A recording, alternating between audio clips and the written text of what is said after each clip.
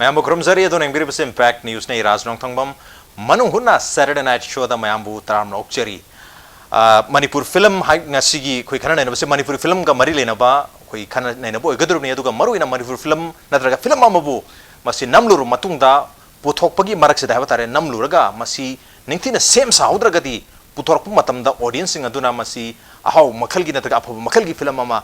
natte natraga masigi ahau ba mahau ma film gi test ma phangba ngamdi haibagi miyam da lakna ba natraga ahau ba mahau ma test ma phangali haini miyam na lauri basi maru ina marakta processing toriba nasai film do number matung do semdok sadok toriba phazali ba group ama haiba tare mioi khara lai hair music ngasi maru ina film editing natraga VFX artist visual effects happy ba artist haiba tare makoi mayam lari hair music ngasi yam chawba responsibility lai film ambo phazan bada masak thon bada maramuduna many a times koi film si editors sina koi yam na chawba role lobada natana lori role lugi damakta film si editors ki film ni haina ba kayam sulari aduga ngasi gi khana na ba sida election no lai biri ba si adum laba film amugu film ambu phazan badana taga video amabu masak thon bada yamna chawba ro lowire ba Manipur film gi renowned editor sing ni ahamta dai saktak chage ahamta dai gi hek thana election biri basi oja Kams Mohindro ni renowned film editor and also film director ni ahamta oja putra Mukcheri welcome to the show appreciate you joining and also joining us Anuba kogi film gi eragi yan maming lera ba adum laba film editor and also a director Yoimai Mongsabani Yoimai Sutra Mukcheri welcome to the show appreciate you joining too Atu ahan ba wahang say oja Mohindro da gidma hukjara ge adu open question cha manabu question hai tare ai jo me hadu julak sage ahan ba oja gi koi film gi line se da york padagi hukjage hai tare adu da lak nge se da oja na oja gi manam da brief introduction amtang hai tare oja se karai dagi no kari lam dagi obirabno aduga film gi line se da kama york pa oja gi kai tare schooling imai pa kerole kai kama torpa du sukitang hai biramaga film gi line se kama lak se kitang tabios the same bedi ping ai digi hona isi film hai post de yam ngauri yam pame okay loina mak film sigi lo da character khudi mak si cameraman boiro editor boiro film da kummi ba father oigera mother oigera da ru character sing si loi oining bagi thamoi da dum power lai ping ai de hona sigi maram di kai no da gi family si abok akoi ima pokpa ai abok si chu em de thaine ki Aryan theater gi artist ni adu tung da koi mother si chu artist wi Huji Chikoi Mother Shudum digital film Shudum Tauri Matama I Popi Imagi Ming the Rasi Magi film Imagi film Stata Imagi Nitem Hina film Kagamna Grand P Prix Award Funky Baduma film ni Masiki films the show Kamai to any Yawayam Palm Masida No my Gana I guess Sham Shermasina Igi now I silbo inaw sing si ahum ay gitak the CMI ina ikada inaw mo po adaida ta sing bedi Lakhendra ka character sim mana ba ma sem na bo hona bada pami bangang dia ay ginaw sini masi any indara thamaga ina yawning man gidna ay yaw ge na prang show okay adaida sai gi ay gana matam tu dai khali matam tu dai nam dana dum chang dana ay yong pu bagi sinama ka yawi matam tu dai se khali madugi film dum bedi yam ayo no yokhoki bis dai khali ai sang to ba line ji swai bai se dum ai phanggadra ka na khan ba angang ngi da mayam di kaim khangbi durji thadana panung de nungai ba pot mo oi ki dai da adada ina mu yamna film ji mu film ji jana changthela aka da film yora aka da di kana gomba artist sama khangna ina yawgi ka na force sama haira ka da ina magi character du ga dai koina tawdu si ga di chana da ba ada mani yawgi ka da hai magi sympathy di yahon bagi adoi da kok sa ba ji matam du da ai ga sam ji su thengnaram gadra ka ina khajau gi ba ma dai da poi ado pabung ne di khoi bu nusi bani na ada masi padam pirage hena adwai pirakhi adwai tawdana ngang oina yawrki adi matung da gi ai se yawfam di leitaba karai da sanga toino di khangda ba ada film di ima hoi kari hoine di pakcha da chape yum da di khoi lehoba matam si dai da sum art ki line si di pamjar ga sum leibadina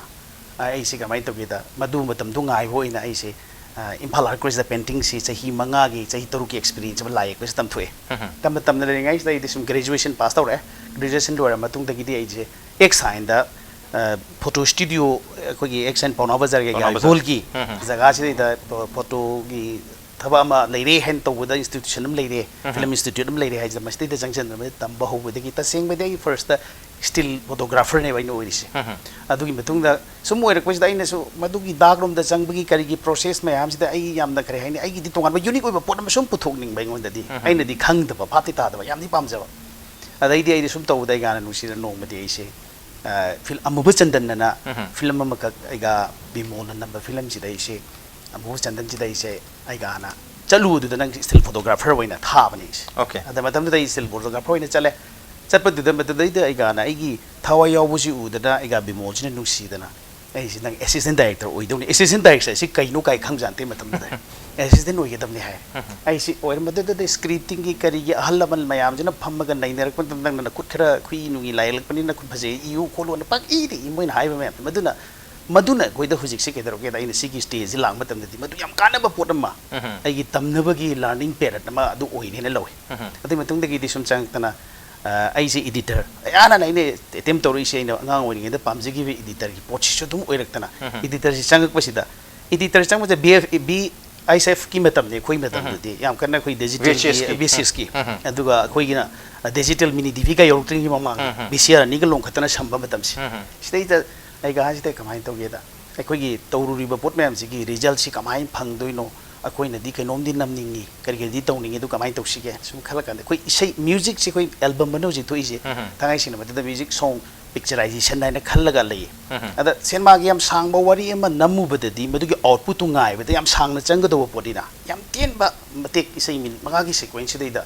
ꯏꯁꯩ ꯑꯃ ꯅꯝꯃꯒ ꯃꯗꯨꯗ music ꯌꯥꯎꯔꯦ ꯗꯥꯏꯂꯣग ꯌꯥꯎꯔꯦ ꯁꯤ ꯑꯅꯤꯁꯤꯗꯩꯗ ꯑꯩꯈꯣꯏꯅ ꯐꯤꯂꯝꯒꯤ ꯋꯥꯈꯜꯁꯤ ꯄꯨꯁꯜꯂꯒ ꯃꯁꯤꯗ ꯀꯃꯥꯏꯅ ꯍꯥꯎꯇꯨ ꯑꯩꯈꯣꯏꯒꯤ ꯀꯔꯤ ꯍꯥꯏꯅꯤ ꯄꯤꯛꯆꯔꯥꯏꯖ ꯇꯧꯒꯗꯒꯦ ꯋꯥꯔꯤꯁꯤ ꯀꯃꯥꯏꯅ ꯃꯦꯀꯤꯡ ꯇꯧꯒꯗꯒꯦ ꯍꯥꯏꯕꯒꯤ ꯋꯥꯈꯜꯁꯦ ꯈꯜꯂꯒ ꯏꯁꯩꯁꯤ ꯁꯦꯝꯕ ꯍꯧꯔꯀꯥꯟꯁꯤꯗ ꯊꯥꯐꯝꯁꯤ ꯑꯃꯨꯛ ꯂꯩꯇ꯭ꯔꯦ ꯃꯁꯤ ꯊꯥꯁꯤ ꯎꯔꯀꯥꯟꯗ ꯀꯩ ꯑꯥꯎꯠꯄꯨꯠꯁꯤ ꯀꯔꯤꯅꯣ ꯑꯩꯈꯣꯏꯅ ꯇꯧꯔꯤꯁꯤ ꯀꯌꯥꯝ ꯆꯨꯝꯃꯕꯅꯣ ꯅꯠꯇ꯭ꯔꯒ ꯐꯖꯔꯤꯕꯅꯣ ꯀꯥꯏꯁꯦ ꯍꯥꯏ ꯉꯝꯗꯕ ꯃꯇꯥꯡ ꯊꯣꯛꯑꯦ ꯃꯇꯝꯗꯨꯗ ꯑꯥꯏ ꯁꯤ ꯇꯤ ꯚꯤ ꯍꯥꯏꯕꯒ ꯁꯤꯟ ꯇꯤ ꯚꯤ ꯑꯅꯤ ꯂꯩꯔꯝꯃꯦ ꯃꯇꯝꯗꯨꯗ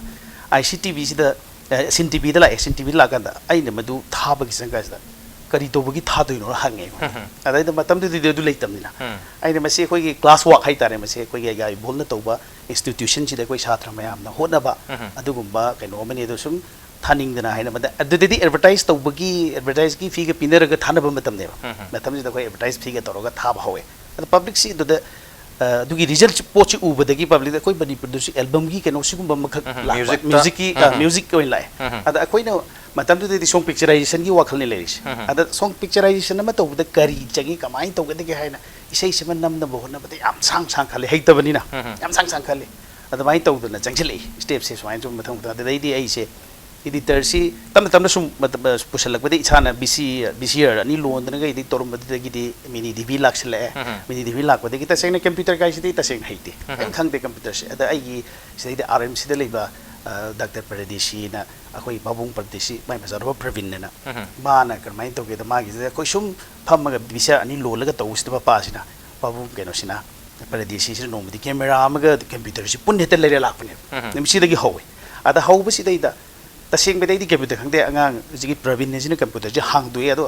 अदुदा चंगदबा सॉफ्टवेयर दो तोगदबा एडिटिंग अदु प्रोसेस तो खतने तौदोइसिना मुथलम दा मा अमु कौदोइनि ओके असमाइ तरोगा सुम चंगचले सॉफ्टवेयर मा हापम दाइजु खंगदे अमा खंगदे कइनो नुंगाइत्रिसे काइजि खदा आई संब तो खतने बइगोंदा लेजरिबा अगी इंटरेस्ट फिल्म एडिट तौदुदा दगी मो मतबदुदा खोगी लंफेलदा खोगी सुरजनमा वीडियो की माना थोकपा होरपा मतमसिदा आई एडिटिंग से आई हाना लोइनमक कनो सिदा कंप्यूटर सिदा आउटपुट तो यादब कंप्यूटर ने खोई कंप्यूटर खोई पाइरिसिना ओके मदैदा मदुदा समतोगा मदुगी लाइन सिंग लोइना खंगागा चलगा साइगी एडिटर सूरज सिदा पीरे अदा इसे मगी सीक्वेंस 5 मिनट्स कुंबगी अदा 3 मिनट्स कुंबगी इसे सीक्वेंस ले अदाइदा खोइना 2 मिनट्स की सेम फंग 2 मिनट की से सिदैदा इना याम नुंगाइरिदी काइकुसी मतमदुदा खोइगिदी खोइगी प्रोडक्ट ने हाइबे कांस की प्रोडक्ट ने हाइबे मतमसिदा मासे आइना मासी का पदस प्राणेश्वरी न कुंबगा इसेगी 2 मिनट्स की कनो से सेम मतमसिदा याउरीदी पार्टी मचेत नेबा काइकुदी अदुगा प्राणेश्वरी दी याम सांगना हेउबदगी मदुदा खोइना खल्लीना करी खनगेदा मतमदुदी डिजोल्व की करी करागी इफेक्ट्सिंग अमत लेतेब कतुकत process nga tawimnina kamai isai si yangna chatkadagi kaina khalakpisi katukat si wahi word by word ka aga semakpasi kamai semsi ki kaina apply torpam tamje अदाइद ngसाई काइकुसी प्राणेश्वरी ने पपा द फजरकपसी दैदा काइकुसी मथंद रूम मा the चोंगा पहाद हरावे करी मा हरावसी मगाले मा फजबा जाई फाउदरुम हाइबा काइकुगी तोंगान बा मंगोदा दान यौरे अदुम सोई थेंगने एजने निंगसिंगक पय वानी मतम थोकपद ओके अदि अदमाइ चथरे अदुगा मथंग दमु आइजे दमाइ लाकबदगी आइजे सुम एडिटर ओइने सुम लाए अदगी मिनी डीबी लानथोरे मिनी डीबी लानथोरकपदगी सुम मथंग मथंग लाकपसिदा सुरेश सिदंग नेगोंदा सिनेमा से सुरेश सिदंग जी प्रोड्यूसर ओए मिला मेमजागे सिनेमा से नम्मु नंग फिल्म की डायरेक्टर म ओइबि यानी नाइरकपसिदा आई याम किन हाई ओइबु ngam जरो आई मसी याम अरुबो सब्जेक्ट अमने आइना समिबो खोलिबो सिबोगदो याम Louis aduna adude ubi ngamoi haibadigi mana namdana moina force tawrukpadigi aise Mera memcha se director Hanboina. Okay. Ozada makata na umlak chage aduga marak sidai yoimai lak chage ko yoimai sina ko gi digital era dagi hatar maru ina hujik laibo modern cinematography modern editing style hatare VFX ka yaw wasu makal gi hujikan gi yamna ko manipur film gi natra maru ina manipur music video industry yamna phajare masigi yam phajaba makal gi ko cinematography yam phajaba makal gi editing style am thole hairiba visual gi artifacts me am thole sigi ko gi pioneers sing manung da moiriba ko itaw yoimai lak chang se itaw gi di journey se komai to biki kitang in detail so libiro aduga imung su ko art ki imung dagi hatare oja makhon bani mungsa gi ichanu pa hatare machan pa oi bani na art ki art se imung dagi dum tholok pa jalak mai to na dum khara hobiro hatar baksan sang de ten hai da na khoi gi karone si so hai bi gre khoi ai je khoi gi like father like son je mayam hai bi gre na ba mai pi ngai thing jarak pada ai khoi father gi matung gi ngai jarak pane khoi ba khoi father na film to jeng ngai da ratan thiang gi paung ratan thiang di gi repetitive da as actor yoram ba de gi so ator pa de gi yom matam sida ai ni han ujabi camera se masa ka pai paung ratan gi ni to ma to de khoi ma to ukna 80s ke series da ai class 7 ka matam da ko ba na moi for instance matam da lari macha khar propoda da ai ni han khang 1891 sita film to sim ai kitan ham ba ina class 7 da phaja ho ba sidang phawe adu ko sum family gi moi father hoi tok bai sana matam da moi bai sana film gi khara dum sana ban na matam matam sida adu inspiration sham laki lak pasina ai sida schooling loy matum da aina class 12 makam kan sida ai je mapan chalaga tam se chana khanjagi han bisa manipur da film tam su leite na tam matam du zum hai akwan film tam ge matam du di FTA du da lai mam sidi graduation loy to gu ngatan hai adu aina khanjagi da aduna isagi decision oina mai chu dai graduation tore in special kam da journalism noraga journalism che ma toraga loy matung da journalism loy ba matung da bombe ge da kham thai makan mass media makan management mass media na adra post graduate to jaraga aduda mu aduda kana hu bomna graduation to matam da journalism lo jawela journalism kitang film kitang na ba kitang line khar phangi information da adugi postna mo emon da post graduate to matam kitang amu management mass media to matam da mu laiba kana sinja koi ojana tak pi rakte magi mogi college sinatra kana gi moina profession leite field gi bombe to jarak ne dona aduna field di la ga tal pesna mo koin tal pesna mo institute la pesa la pe FTA la pe yawe mo koi schooling ji akidan khenar pesna sum nungai sum pa pesna di sum film knowledge from phangjawe dagi phangjaw matam sidam chu akoi gi loiram dai da akoi gi thabak ki thaga intern intern sina mo sitaw intern su tawe intern taw sai graduation su mani pusit taw radio tawe dur sa karon su torome radio taw re dagi press su kha torome okay aru mathan dia ka torome adigi mathan taw busna bombe dai su tor busna film na masam san nam kor busna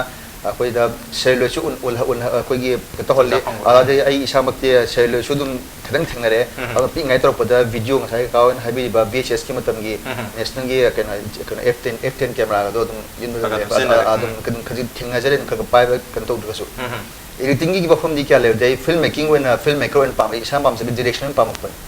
pam pa sida sum matham on to uja ojana I direction pam sida direction pam hai dum haujana so hang kuding ai oja ala kuding hang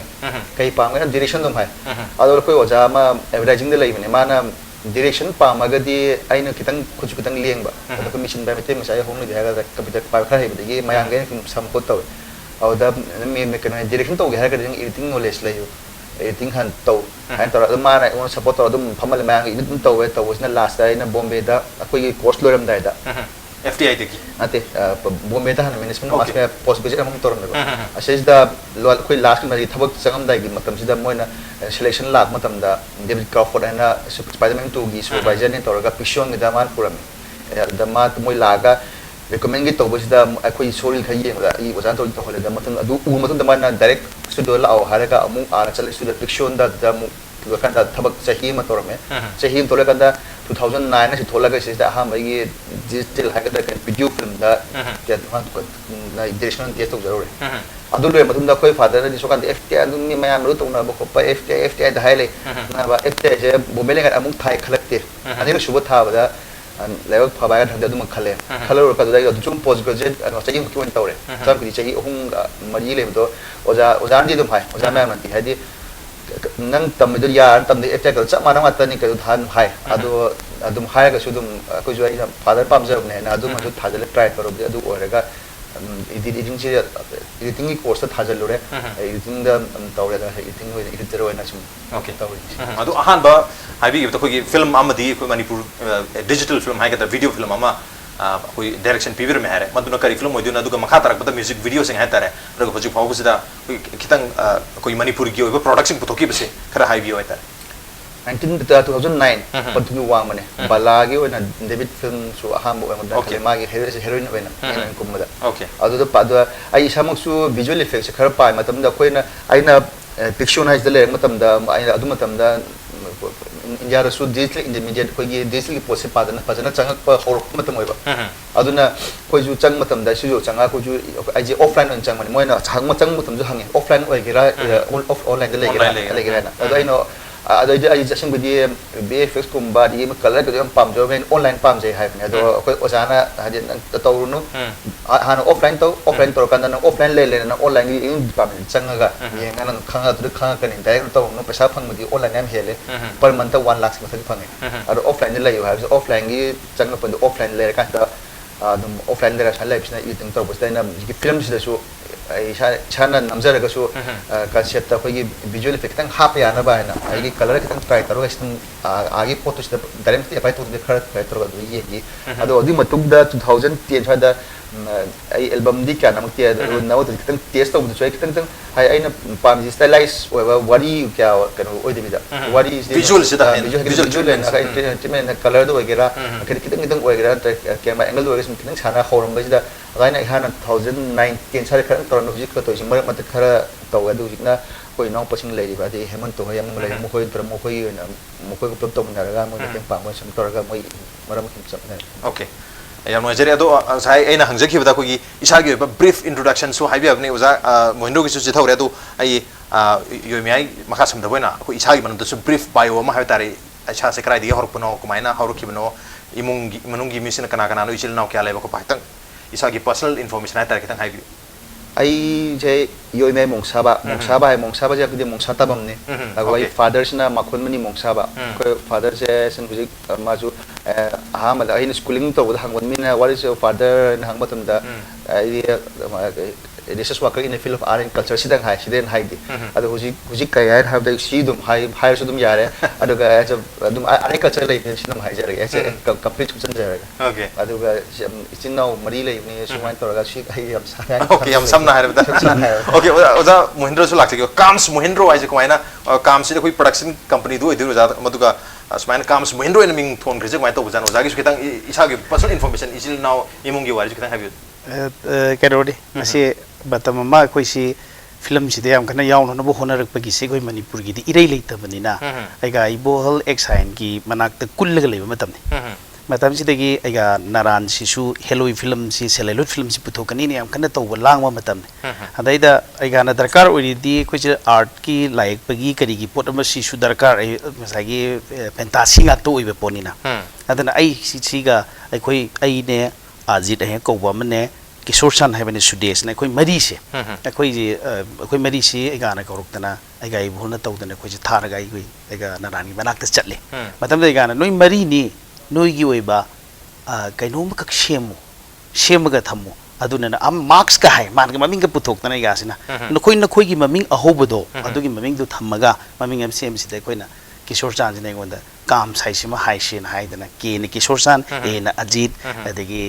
M न Mahendra S न Sudesh Kine तोर semi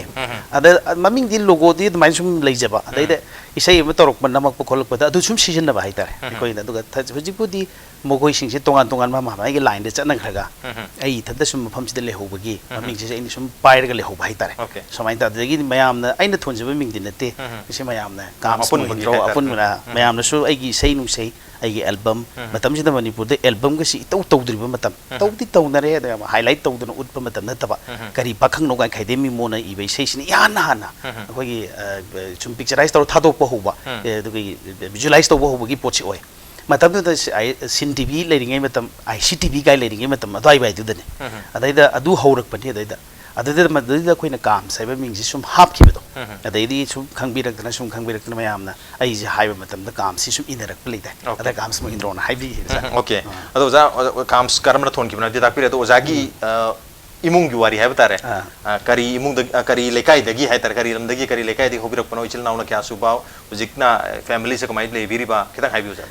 ꯑꯩꯁꯤ ꯁꯨꯃꯥꯏꯅ ꯇꯧꯕꯅꯦ ꯑꯩꯁꯤ ꯊꯥꯡꯃꯩꯕꯟ ꯂꯧꯅꯨꯡ pray ꯂꯩꯀꯥꯏꯗ ꯂꯩꯖꯩ ꯑꯗꯨꯒ ꯑꯩꯒꯤ ꯐꯦꯃꯤꯂꯤꯁꯤ ꯂꯣꯏꯅꯃꯛ ꯑꯥꯔꯇꯤꯁ ꯐꯦꯃꯤꯂꯤ ꯑꯣꯏꯅ ꯇꯧꯏ ꯑꯗꯨꯒ ꯑꯩꯒꯤ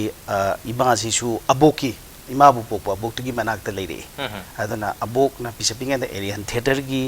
ꯗ꯭ꯔꯃꯥꯒꯤ ꯃꯤ ꯑꯃ ꯑꯣꯏꯅ ꯂꯥꯛꯑꯦ ꯑꯕꯣꯛꯁꯨ ꯑꯗꯨꯒꯤ ꯃꯊꯪꯗ ꯏꯃꯥꯁꯤꯁꯨ ꯑꯦꯔꯤꯌꯟ ꯊꯤꯌꯦꯇꯔꯒꯤ ꯑꯣꯏꯅ ꯑꯃꯨꯛ ꯂꯥꯛꯏ ꯑꯅꯤꯁꯤꯅ ꯑꯗꯨꯝ ꯏꯃꯨꯡꯁꯤꯗ ꯑꯥꯔꯠꯀꯤ ꯑꯣꯏꯕ ꯄꯣꯠ ꯉꯥꯛꯇ ꯑꯍꯤꯡꯒꯁꯤ ꯃꯤꯀꯞ ꯊꯣꯛꯂꯛꯄꯗ ꯀꯞꯄꯒ ꯍꯦꯛ ꯂꯩꯔꯒꯨꯝꯕ ꯀꯔꯤꯒꯤ ꯀꯞꯄꯤꯅꯣ ꯁ꯭ꯀ꯭ꯔꯤꯞ ꯄꯥꯕꯒꯤ ꯀꯞꯄ ꯑꯗꯨꯒꯨꯝꯕ ꯃꯌꯥꯝꯁꯤ ꯁꯨꯝ ꯌꯥꯎꯔ ꯂꯥꯛꯄꯗ ꯀꯔꯤꯒꯨꯝꯕ ꯀꯥꯟꯗꯁꯨ ꯏꯃꯥꯅ ꯑꯩꯁꯦ ꯌꯨꯝꯗ ꯊꯝꯃꯝꯕ ꯌꯥꯗ꯭ꯔꯀꯥꯟꯗ ꯑꯩꯈꯣꯏꯁꯤ ꯄꯨꯔꯒ ꯆꯠꯄꯗ ꯋꯤꯡ ꯃꯔꯨꯝꯗ ꯁꯥꯟꯅ ꯂꯤꯂꯥꯁꯤ ꯑꯗꯨꯝ ꯄꯤꯛꯏꯉꯩꯗ ꯑꯗꯨꯝ ꯄꯪꯇꯥꯗ ꯇꯥꯈꯤꯕ ꯍꯥꯏꯇꯥꯔꯦ ꯊꯥꯡꯉꯩ ꯁꯦꯡꯅꯗꯤ ꯃꯗꯨꯗ ꯀꯩꯅꯣ ꯅꯠꯇꯦ ꯑꯗꯨꯒ ꯄꯥꯝꯗꯤ ꯌꯥꯝ ꯄꯥꯝꯕ ꯀꯗꯥꯏꯋꯥꯏꯗ ꯌꯥꯎꯗꯣꯏꯅꯣꯗꯤ ꯑꯩꯗꯤ ꯈꯪꯗꯕ ꯑꯗꯒꯤ ꯑꯗꯨꯃꯥꯏꯅ ꯇꯧꯔꯨꯕꯗꯒꯤ ꯃꯔꯛꯇꯨꯗꯅ ꯑꯩꯅ ꯑꯩꯈꯣꯏꯒꯤ ꯂꯥꯏꯌꯦꯛꯄ ꯇꯝꯃꯨꯕ ꯈꯣꯠꯂꯨꯕ ꯃꯌꯥꯝ ꯑꯃ ꯑꯗꯨꯃꯥꯏꯅ ꯇꯝꯗꯅ ꯈꯣꯠꯇꯅ ꯂꯥꯛꯄ ꯑꯗꯨꯃꯥꯏꯅ ꯇꯧꯏ ꯑꯩꯒꯤ ꯏꯆꯤꯟ ꯏꯅꯥꯎꯗꯤ ꯑꯍꯨꯝꯅꯤ ꯑꯩꯒꯤ ꯏꯊꯛꯇ ꯏꯆꯦ ꯑꯃ ꯂꯩ ꯑꯩꯅ ꯃꯤꯗꯜꯅꯤ ꯑꯩꯒꯤ ꯏꯅꯥꯎꯁꯤꯃꯗꯤ ꯂꯩꯈꯤꯗ꯭ꯔꯦ ꯃꯇꯝꯒꯤ ꯏꯟꯐ꯭ꯂꯨꯌꯦꯟꯁꯇ ꯍꯥꯏꯇꯥꯔꯦ ꯑꯗꯨꯒ ꯁꯨꯃꯥꯏꯅ ꯇꯧꯗꯅ ꯍꯧꯖꯤꯛꯁꯤ ꯁꯨꯃꯥꯏꯅ ꯂꯩꯔꯤ ꯑꯗꯨꯒ ꯍꯧꯖꯤꯛꯁꯤ ꯁꯨꯃꯥꯏꯅ ꯇꯧꯗꯅ ꯐꯤꯂꯝꯒꯤ ꯂꯝꯁꯤꯗ चंगजिल्लगा सुमाइना सिना प्रोफेशन ओइना लेरी ओके याम नोजे जा तो आइना हंगजरिंग कॉमन क्वेश्चन अमना योमेद हलाक्चरगे अखोगी फिल्म पुथोकपसिदा मरुना एडिटर्स की रोल से याम चाव मसाई अहोबदसु हाइबन हाइजखरे अदु एडिटर ओइरम सिंगसे अयामना मसाई सु हाइ खोगी योमेना हाइबि खिबदा डायरेक्शन तौनिंग हाइ खिबि वफम सुपोंदो फिगरा अदुगा एडिटर सिंगसे अल्टीमेटली चाही खरगी मतुंग हाइबा तारे अयामना लोइन डायरेक्शन द लोइ लाकुम सु तवि डायरेक्टर सु दुम वर्कम तवि मसिगी कनेक्शन से करिगिनो एडिटर सिंगसिना डायरेक्टर सिंग हाइतारे एडिटर थबक तौरिबा डायरेक्टर एडिटर सिंगसिना डायरेक्टर सिंगसिगी डायरेक्शन सि पेलेक्ट तबदैरा अल्टीमेटली भोय मयाम से एडिटर सिंगसे लोइ डायरेक्शन दलाइसे मसि क्वेश्चन औजर मदुगी सबसाबा आंसर्स निकिन कोथो हायबदा अखोय अइगोन नहावाई ओजाम हंगबिरखी एडिटिंग रूम चंगबा है ओके एडिटिंग रूम चंगा व्हाट इज एडिटिंग हंगबदा अखोय एक्सप्रेशन खुंगमदबा खुंगमदा एडिटिंग रूम चंगबा हंगे द चंगबचे चंगे है अदुनते have you ever seen an actor being naked in editing room hai question ji kitan confusion le khoda kari no sida hairim ji kem amde editing sin si di actor sin kuin uri ba haiba sin ji amta haiba nate makhoi da khoi na semdo ga pa soido thamakan moin uri si moi ji phajare he thamib do si na akoi itan akoi huji tau si sin do editing di sin te ko hai na swain thamam aduna si sida hainam si na haija gi okay aduna ultimately aduda hadi director sing na tau na po soi bu da ko soi sing do uru akoi moi soi bu di akoi tam su lak sa khar yor pa du na su khadang influence ko da su editor sing su direction tau gi jang prin pa okay ओजागी दे करीब I experience ता बसी याम दुगाई बसी question छे तसेंगना अखोइना आइगोंदा Lakpa film सिंगे याम बसे film सिता director सि मखल अनि थोकनाइना खाइदोक से आइगी mode निको मयांग बिनते इन खाइदोकते चंगै बे डायरेक्टर सिना आइगोंदा हेक होबदगी लोइबो इजे कुसेन सेनरगा फिल्म सि लोइबो समिना बे डायरेक्टर अमा अदे अनदर डायरेक्टर सिना नंग थोक तगदबने आइगोंदा ता हाइरकनु हाइबा डायरेक्टर अमा अनि जे थिंगे अदा नंगना थोक तगदबने सिने याम लुइ अदुगा अमदुदि आइगा फमिनबनिना मागी खलिबा आई करी आइडियाज अदगी मदुद पिरकदोबो पोट मयाम जाइने लोइना मा आई केस तौब ngame आइगी दुदि आइगोंदा थाजैना कॉन्फिडेंस अमा फिसलममिना डायरेक्टर की रोल दुसु आइने लौदोइ अदन एडिटर अमा ओइ कांदा आइने उरिसि कमाइ तौगेदा आर्टिस्ट कैरेक्टर योरब खुदिमक्से आई कैरेक्टर सि लोइन ओनबा मदरका लय आई सिन ओला कांदा आइगोंदा फील तौरप पोतो मपा चान चाना सेमबा अदगा फिल्म सि सुमना येंबा डायलॉग अमदि स्टोरी दु गाक्ता नतबा मनुंगदि इचेलम चेलिबा मपांदा मिचेलम चेलिबा मनुंगी इचेल सि कमाइन तौ थांगदो कदगी काइने खलकबा सिगुम मयाम सि तौ कांदा नमदना डायरेक्टर सिंगसिना एडिटर सिंग बु हायहन बनेना खले अखोइना ग मोइदगी ना हाय हाबगदि नतबा अखोइना थेंगनरिदि तसेंगना मोइना नमदना अखोइदा हायहन बनी अदना लास्ट अखोइगी सब्जेक्ट तुमदि माना पाइदबनिना मंगोंदा खरा वाट हो बाय तारे अदना डायरेक्शन सि लाकांदा गजाय फ्रेमिंग खंगपा अदगी स्टोरी की कमाइन कैमरा न का बहुत सिनबे याय डायलॉग न कैम सिनबे याय म्यूजिक न कैम सिनबे हाइबगी सिंक्रोनाइज होइबा मा पासिंग जी इराइ लाइन खंग पाइ तारे अदैदा गजाय सिनम उमतम सिनजिदि मसि सिनजि डायलॉग यावदसु यानि सिनजिदि अदि कनो तोरसु यानि हाइबसि उरकपसे सिना ऐसी एगी एक्सपीरियंस की वानी को साइ वाइ सिदा इना कोइसे मोनसा कोइ इनाउ न माने सिन इनाउ सिना हाइसे असिमक ओइनी हाइदना नाइ खल ओके कोइ डायरेक्टर सिंग सिदगी फिल्म सिंग सिदगी एडिट तौबदा लाइब एक्सपीरियंस में हमसे ना अल्टीमेटली ऐसी डायरेक्शन दा चनिंग अपगी वाखलोन से फारकुन हेवन यान वाइजे ऑन द नोबेम तलोजे के ब्रेक की मखा चथरक पता yo me mong sabaga oja kams mohindro ga makha tan wari sanajaki ke break time tonjera ke impact ni swimming ta lebi welcome back adon engbir basi manu huna Saturday night show ni adu ngasigi manu huna Saturday night show da election role biri bagya singasina mari film gi sangna raba editor ani ni kams mohindro amadi yo me mong sabani mathangi question se ai yo me di amulak sare hoji khoi gi manipur film haiba tare hana leiram asidagi hojik si mayam na sudum audience ta tar audience na dum khoi film gi aseng ba film gi student magna tragasu as a viewer amoina sum yang pu mayam sida hojik laiba makal gi breed ha tar anu makal gi making anu makal gi production se hana dagi yamna khena ba visually yamna appealing oi ba visually yamna phajaba makal gi visual mayam man upa maro in music video sing even cinema da hojik laiba manipuri cinema sing se ayamna visually yam phajar ha tar masi technologically technically khar farak pagi su arambi ai adubu masi tasena kamai thambi hana lerama mayam so comparison to matam da ariba oja sing na mo hai matam da okay hujikan technology yam farambi ai adubu film gi oiba mahau haigadra film gi flavor haigadra wari haigadra adum badadi hujina mu sothari haibi ofum ju thambi so asir kamai yang bi technologically hujik advance ore haidura aduga creativity da mu handaina haiduri bra karam makhal gi tech lebi sam tangsi filmmaking is always not a technology. My dear, worry am a leave having storytelling. Otherwise, leave that matam amagi duga, huziki matam siga, compared to matam the aymoto, the matam matam number machine me machine yam the production yam the production the production yam the machine moraga, yena babuk yam labor. The guy production yam the mina kunis manipulation yam to put the yam hara yam. Huzikina koigi technology chocolate matum in technology hongda behele aduna mi amana chu likte leibanga me dona leibanga pun sina da amaju puthosel pasina koi mi machine yam tholokpa pasina koigi production value sidi leiraga chu quality se koigi da maintain tawdaba maram di stage da koina ngasai ka haijabda mi ma makha da koi matam khara dum tambane khangde antraga schooling taw leibesina kitang kana bam chu le hedi discipline discipline haiba magi norms ka che duga hujikan gi tawrisina koina tatam mamina thai haban tabida koigi hujik no haman hoi matam na discipline chale hujik discipline na te hujik na like thoi hai tar aduna sina audience sing siju yengbra hai rabai chu haiti hai trabai chu yam hai manipur audience sing se sina koidi technology de base tawe adubu technology se ai kano ne hai jar okay technology se na only determinant do not atopa factor me am suli happening matang se da su same question se oja mohindu lakse oja ding sai takpi khre koigi computer ka se kem hai bajana only ai pam badu edit to buduni sam buduni takpiri adu hoji koi technology hai tare camera da boiro camera handling da boiro cinematography da boiro ndage editing da boiro editing ge software computer da boiro makal hai tare me am thonari even projection gi boiro dolby sound gi horgona 4k 8k 5k gi cinema theater me am langnare hoji kandi marmaduna hoji ki film making si masi improve oire na lobi bra manipur gi oine yengu matam da su natraga kadai wai da khoi si maning da lehori natraga lehoge tawyen ubi kumai ying biuja khangba haibamga haiba haibamga ka khaidu okay hojik khangba na ti hei khangba ni haini kegi no pot mem ji loinu uba maram de hojik ti net ki kari gi whole si one in my room haibi yaram matam ni na loina mu uba dina loina mak si khangba haibani aduga urubani da singna haiba haiba de dina triba akoina koi hojik tawri si learning period ngak to oiba angang sing hori sing loina ma film Bollywood Hollywood mem ji yengora kan ma da powerok pa da dugi effect di marang hojik yoi me na hairiba marang kaina phangak padune apply tawna ba gi ma pham di room di am phamba phangba aina tawgudu apply se kadai wai da karma aina tawduino ba aduga apply tawri ngai da Hollywood film am yang kan da kari gumba yam building pokhai ba boir su tawraga su madugi manung du da rasama khoi gi manung di cheli ichel ma khoi gi cinema yang ba kangbu sing da phawgan na ba pot ma yauri ba aduga ai khoi gi na du na ta ba kai gre hai ba du dang oi ba aduga manung da aina kai heli sina hai ri ba film si gi ka kayam na mayam manung da mari leine ke kai ba si puthok pa ngam dri ba si hai ta ba gi na te khoi learning kai no se parent oi ba ne na bai thamne okay habi is that sagi koi manipur dangi oraga di aina hajai pot ojare manipur as a whole yang matam da di technology se yaung bsu yade as a whole yang ga di maran ken da technology na kyam sig akoi na hawai am ji koi manipur di hujbo da akoi kar hoi na explain to am soi hare ken khale akoi am ji sound pi je film mono pi bani akoi ji bo stereo da koi film pi ngam dri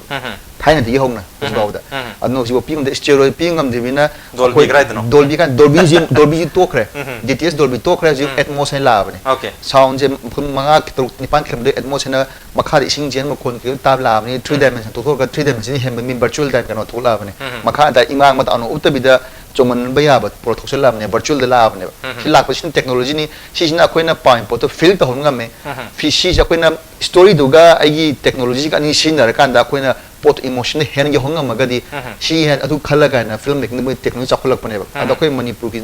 सी प्रा opposite ता ओइना लई बस okay opposite लई है से अखोइ मणिपुर ता technology ती लाक्ति ला techno मसी apply तो बत सो वालहौरी हाइदुरी ब्रा करम ममोंग अखोइ वालहौरी सिना टेक्नोलॉजी से लागसु अखोइ टेक्नोलॉजी लापसे मी खुदिमक टेक्नोलॉजी हाबदी कासु 3D है रे काम सम हंड्रो से 3D सो है रे जितना है रे 3D है गसु 3D पाइब है रे से 3D पाइब 3D है से इन डेप्थ यंगोदी मखने हम याव करे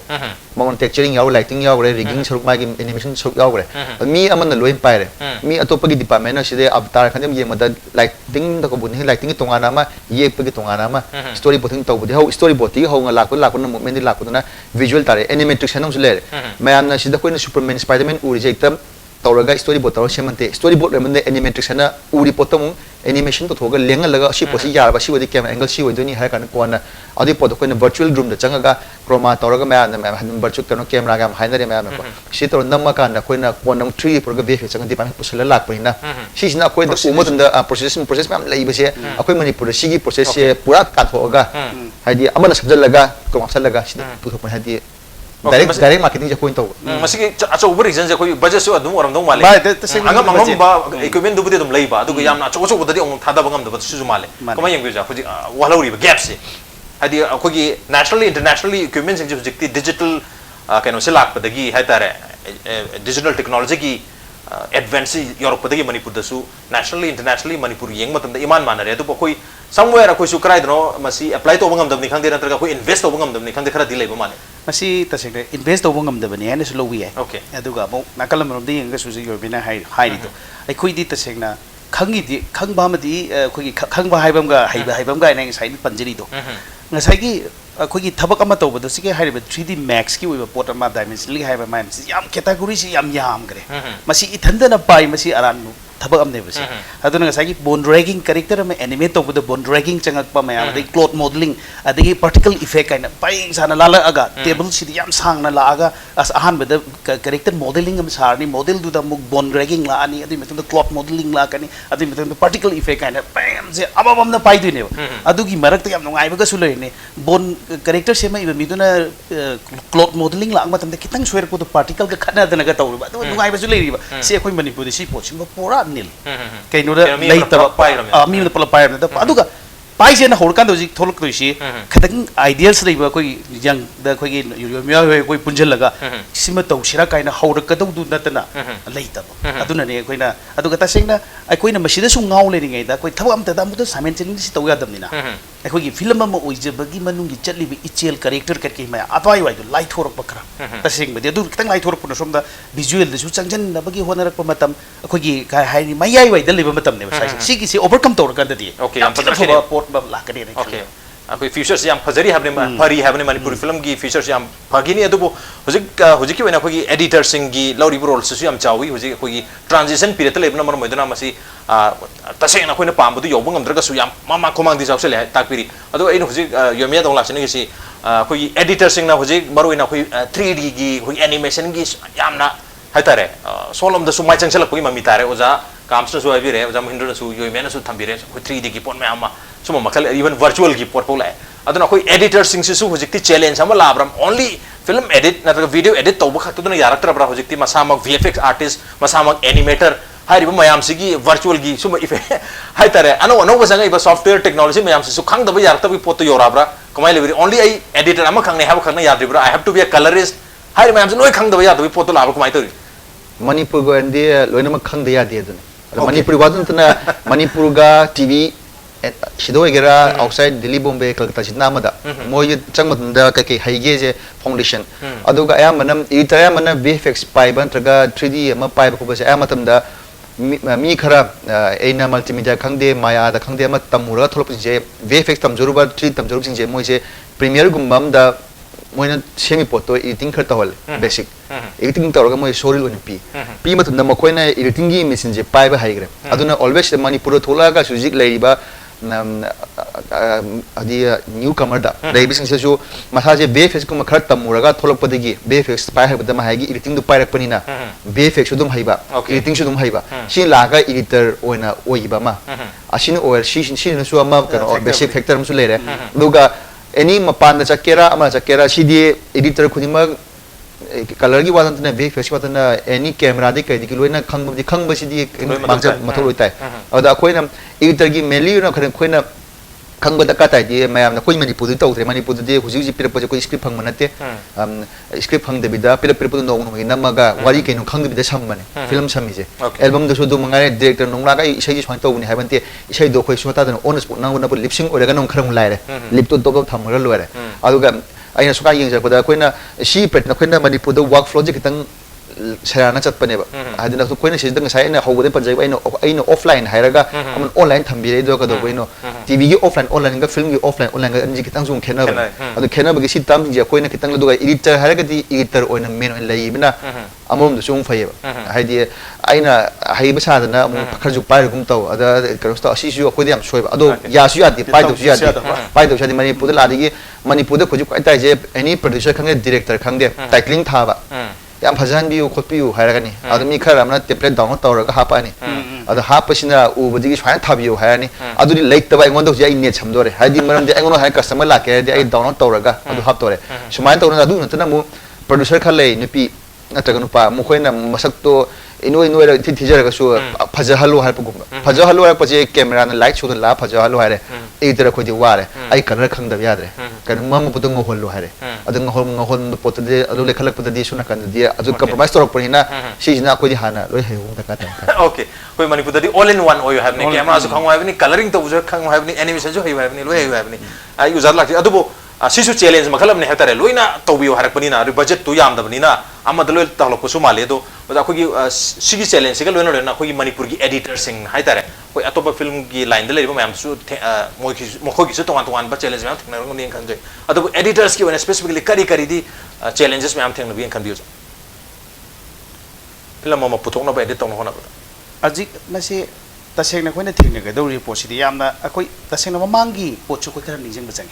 maram di koi editor mo uina atai du di BFX kum ba kar kum je masane na khandu thamaga akoi gi maru uina koina ta du si di sai film ma akoina puthorok pada kari hana change ha gi editor gi kaino simasi yam phajan hana nei na ba bajang masi lai ro kan luira kan da akoi gi BFX di masane na maduna haijel lak maduna kare haida ge hinjang a hawbom da phadigom thak padu ni loksena lai adong ahan badi grassroot to di phaji yomen jupan ge editor BFX hairu re la aga mana editor gi kitang changa akan da editor haisina oibiya bagi pot adai du yong tringai da BFX na pullaga mana editor mo ina tholak bai se sina mongon da su akhoi ki dike su kai de manipur gi diam pare but adu mongon da di ho ba male hogane ba adar foundation ji hana editing ji fajana found maram di maduna main ne atai di branch ne ada masi hana fajana na khangaga chaloba masi khangbai ba si hoi akhoi si ahlaman manak ta gi pau moina torom badi hoi yeng ho khangho ba akhoi ni yam yeng ba tare nei na ba tare adai tawduna hojipudi lae tambam nungbam hojipudi matam ne matam ko idu dilei tamina mamang da torom ba han sing sina torisi kadai wai du no moina so boi ri adai sai yo mena pan gibdam mungai ba matam du di manipuri film si am tangna thu puni na yeng bina ba mi si masing yam le hojikti every miku khuding uba phanga amnina adugi asoi choi da yam khange ba hojik ne hena koina thek ba da luye ba haidi hojikti koi moi meyam du gi hena phajaba film ma oi de ba yadi hai ba khongthang gi chang ba si darkar le okay ado hojik technologically yam phajare koi nam khor phasu yam phajare edit to yam phajare hojik kan tholi ba no film sing su music video sing su adu bu masing yam na su namen takpire koi effort to bangam na ramina maduna odori bra ko gi ultimately tholei ba music video mayam si dagi natra tholei ba film mayam si dagi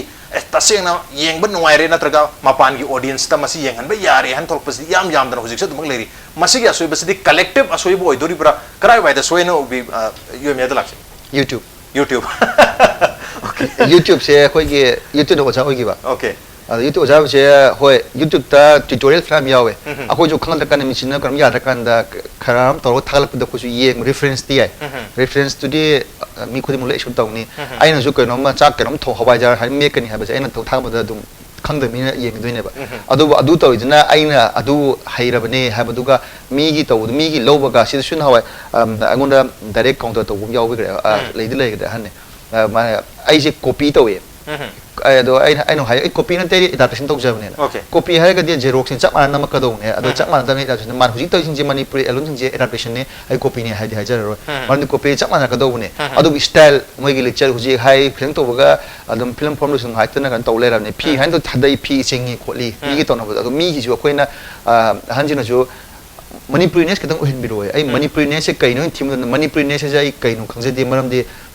ꯃꯩꯇꯩꯔꯣꯟ ꯉꯥꯡꯉꯤ ꯃꯩꯇꯩꯔꯣꯟ ꯏꯁꯩ ꯑꯃ ꯁꯛꯏ ꯃꯅꯤꯄꯨꯔꯗ ꯅꯝꯃꯤ ꯑꯗꯨꯝ ꯐꯅꯦꯛ ꯑꯃ ꯁꯦꯠꯂꯤ ꯑꯩ ꯁꯤ ꯃꯅꯤꯄꯨꯔꯤꯅꯦꯁ ꯑꯣꯏꯔꯦ ꯁꯤꯗꯒꯤ ꯍꯦꯟꯕ ꯑꯩꯅ ꯃꯤ ꯄꯨꯁꯤꯟꯖꯔꯛꯄꯗꯨꯗꯤ ꯀꯦꯃꯦꯔꯥ ꯅꯠꯇ꯭ꯔꯒ ꯐꯤꯂꯝ ꯍꯥꯏꯁꯦ ꯃꯅꯤꯄꯨꯔꯒꯤ ꯅꯠꯇꯦ ꯃꯤꯒꯤ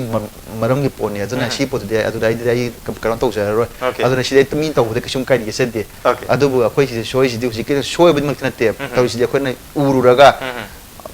मानव होना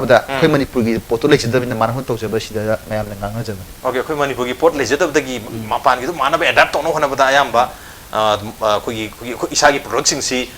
यामना फजाबंग मौदबा नत्रगा मापान द मियोंद उत्पा याबगी स्टेज यहोदबनि हाबगी हापेट थंबिरी ओजागी दे करी वखल नै बिसाइ सुमी अदबु अखोय की मणिपुर नेस ओइबा ना अखोय नेना माना हाइजरी सिसु मागी जेनरेशन वा लाइबा पोचिंग मा पाजि थिंगनेदना माना हाइजबनि अददा अखोय की मणिपुर की चैनल अखोय की चटनाबा हाइबन ने मणिपुर कंजर्वेटिव ओइबा पोट खरसु लेजरिदना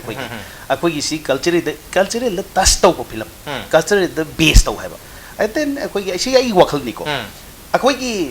पोट अमा अइना वर्ल्ड अइना उटकनी हाइ तारगेदी वर्ल्ड लोइन उद्रे लेबा पोट अमा उटुरुबनदी मोय कसु सरप्राइज ओदोय अखोय की नुंगदा लेबा अखोय की ओइजा पोट अमा मोय द कंट्रीब्यूशन तौ मतमददी याम नौबा पोट अमा मोय उरगनी अदु ओरगदी मदि अफबा पोट अमा ओइगना हाइना खाले अखोय कल्चर जि कोट बद लोइरोय अदुगा असिगी पोची इकाउथोकपसु फते अदो लाकनी सिसु दम चंकनी हजि अखोय की पोची मखल मखल यामना लेबगी अखोय अमसु अमसु पंपाइदा पाइबा मतम ओइबगी गाउदना तौबनेना लवे मसे सोइदना हाना इसीना सुम काखला कांदा हाइरा कांदा आई सोइदना मके आइगी आउटपुट से world कमाइन contribution तौगदगी okay world अखोय इसागी contribution कमाइन तौगदगी सोइदला मरकसिदा अखोयगी ꯍꯧꯖꯤꯛ ꯃꯇꯝ ꯒꯤꯁꯨ ꯍꯥꯏꯕꯤꯈ꯭ꯔꯦ ꯑꯍꯟꯅ ꯃꯇꯝꯁꯤꯗ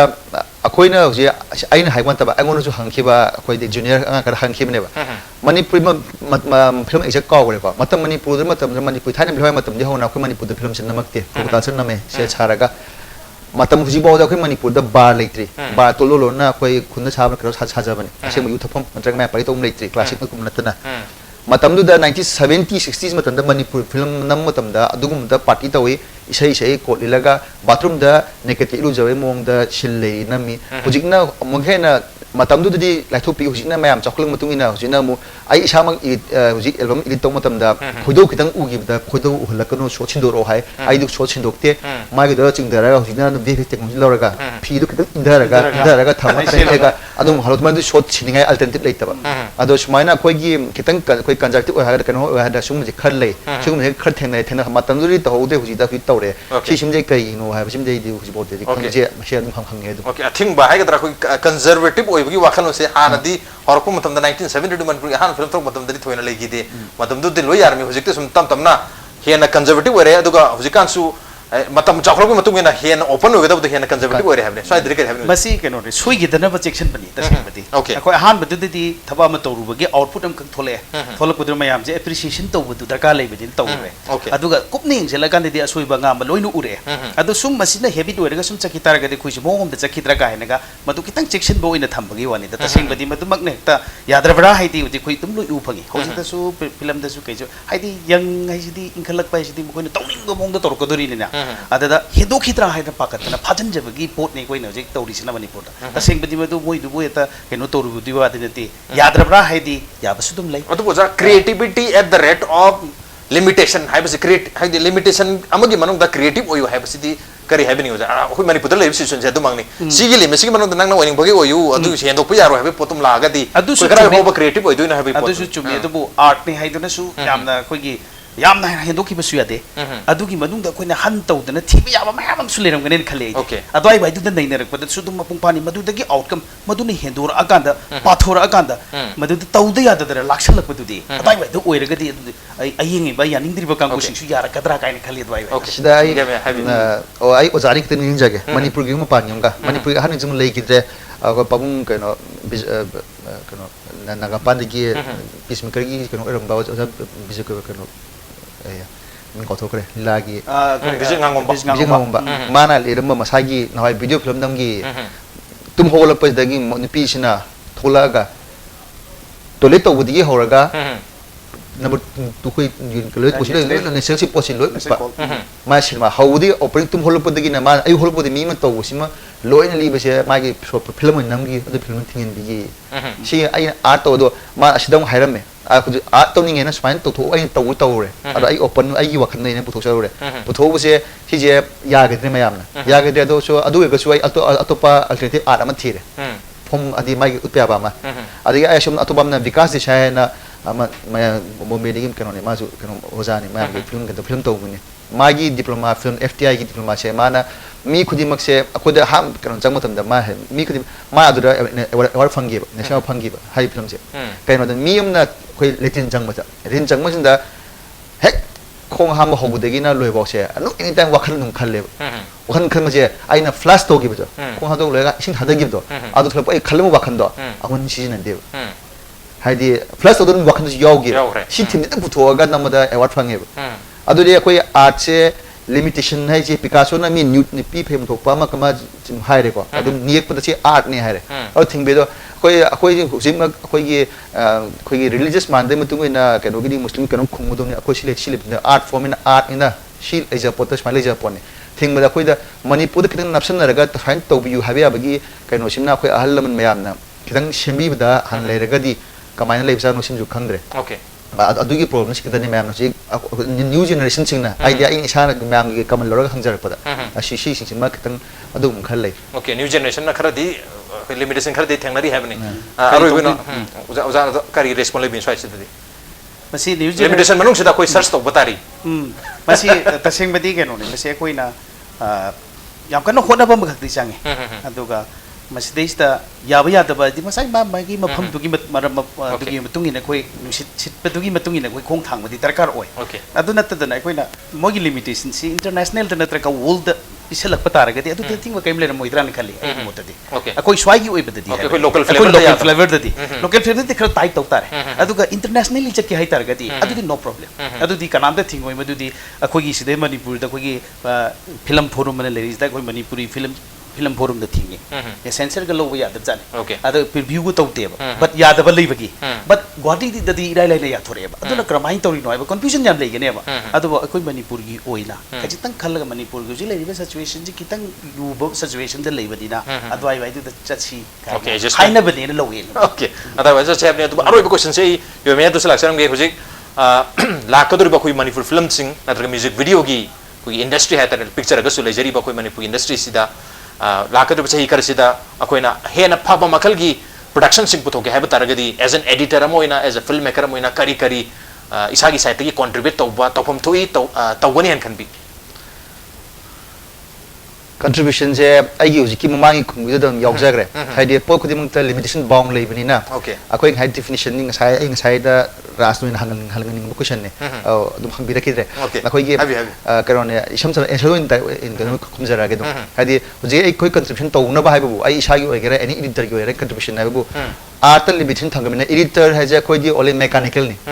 akoi di min haiba director mai se director na hari posi wari si libe la le khangasu ai si shina phajagi thambiu haiba thammanda ai optional letre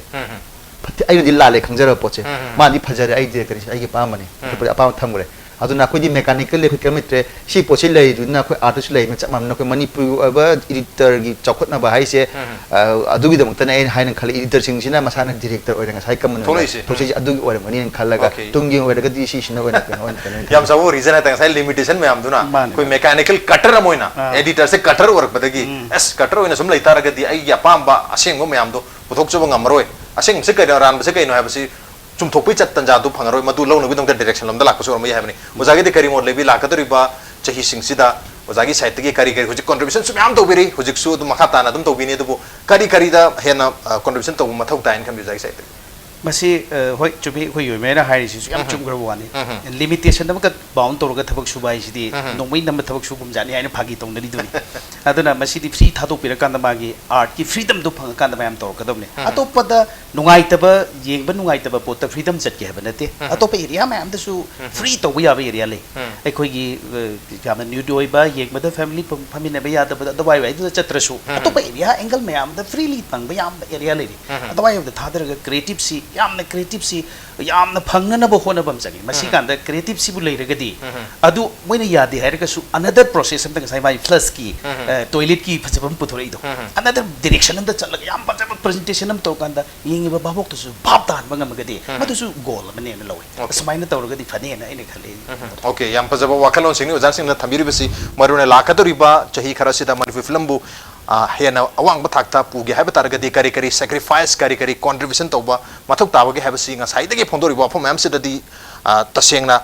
macha khaina amam loi phondok khirbni pulap oine hangjaba matam haidi haidaba taraga su mamang da mayam phondok phi lere yam noi sing asigi thorom sida oja mohindro amadi hui oja yomya mongsam lengpit thorom siba thawa pikhiba mapung phan gi damak ta khu impact news ke maike degi maruina ligla gi maike degi gift hamper mata oja da hana khodol tamjage aduga koi yomya dasu gift hamper mata khodol tamjage ha batare aduga aroi bada amuga nang asigi thorom sida lengpit gi damak ta yomya amadi oja mohindro bu thaga cha phondok cheri appreciate yo joni Masing asigi manu hunaki thorong asigi edition sekram to biuge khode khan bir piyagani khoi email id impactvnews@gmail.com natraga khoi Facebook page www.facebook.com/impactvmanipur da join to biraga comment amadi feedback thabira piyagani. Well, ladies and gentlemen, thank you so much for joining us from the other side of the screen. Until next time, this is Rajnatham signing off. Kurumjari.